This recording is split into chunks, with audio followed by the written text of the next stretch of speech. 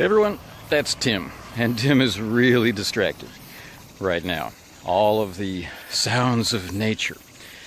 I'm actually not as deep in the woods as it might seem. In fact, I can see a pretty major street from where I'm standing, but this video is for RPG Day 2018, and it's on the topic of momentum, on the topic of finding the time, and on the topic of completion. So I'll probably call it RPG Day 2018 completion or something like that. But here's the idea. You don't have to finish. You don't have to complete. You're under no pressure. You're under no obligation. It's supposed to be fun. It's supposed to be a celebration, that sort of thing. See, we're surrounded by the noise of celebration. It's a festival. There may be some days where you don't have the time. There may be some days where you think you don't have the time and it feels like the same thing. And that's what I'd like to talk about on the subject of time. See, I have a lot of dogs, I have a lot of responsibilities, I've got a lot of things to do, and this particular period I'm working double shifts. Hallelujah! But I can do these videos while I'm out walking the dogs. I can do these videos on break times and things like that, a way to clear my head from one type of work as I move into the next type of work. They don't have to be long. A tweet doesn't take very long to compose, and so on and so forth. It's not that you have to do it, but you can free yourself from the idea that there's no time to do it. It's no fun to try and squeeze something in, that's for sure. But with the improvements of modern technology, there's a lot more that we can do at the same time than we've ever been able to do before. So that's something to consider. The next thing to consider, the next huge hurdle which pushes people out of participation, is the idea of completeness. Not just that I don't have the time, it's that I've got to do them all. You don't have to do them all. Just do the ones that grab your attention, right? Do the ones that are a fun challenge. Do the ones that you've answered before, because now your answer is different or your answer is the same. That kind of thing. Enjoy it.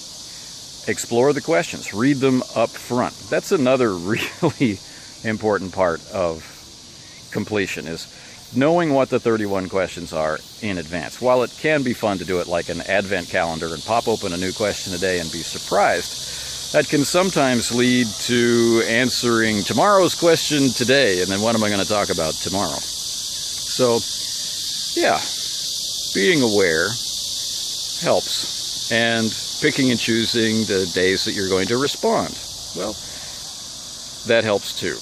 Not picking a spot where the cicadas are screaming probably helps a lot, but then again, I'm not sure I can find such a spot in Korea right now, unless I hide deep indoors and underground, because I can hear them inside my house almost as loudly as I can hear them here. What else? We've talked about time. We've talked about completion. Well, let's talk about the actual questions. The other major barrier to ongoing, let's not call it complete or, fulfilling your duty and stuff like that, to ongoing participation in RPG a day is thinking, this question doesn't apply to me, right? For whatever reason. Perhaps the type of game you play, the question doesn't seem to match, or maybe the number of games that you play, or the period in which you play, or whether or not you usually play running a character, or you usually play in the role of game master. These kind of things, you may feel excluded from the questions, but I want to emphasize one more time that quite a bit of thought goes into the questions to make them as open as possible. Some of them do lean in particular directions because we really want to get that whatever core aspect of the question is out there.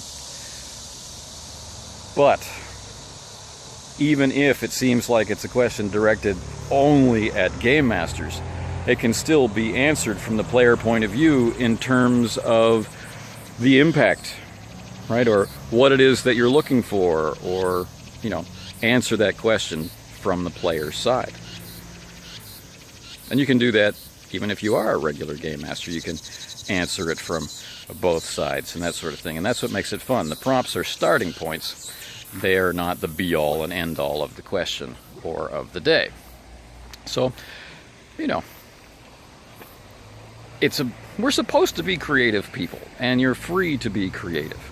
Now, what if, by some, you know, unfortunate twist of fate, you just cannot figure out how to make a question apply to you, and you really, really want to answer something today? It's fun to post every day. It's, you know, the challenge is stimulating. Well, this is the 5th year of RPG a Day, and there are 4 other years that you could draw questions from, either drawing from the same day, or from the same week, or from the large list of alternate questions, and so on and so forth. And you can find alternate questions on my blog, on the CastingShadowsblog.com, you know, and other places. But, you know, and if worse comes to worse, you know, play some jazz. Invent a question related to the question.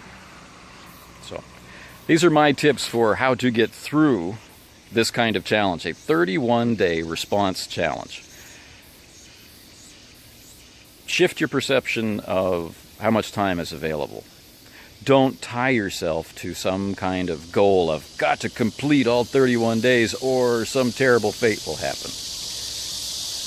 And remember that we really want everybody's response to a question. We're not trying to exclude people.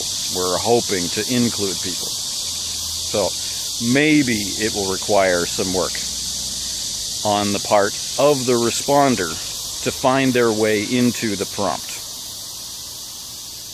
And that's cool. That's the magic of the event. Okay, I've said enough. 7 minutes is enough. So I'm going to finish my walk and start the next one.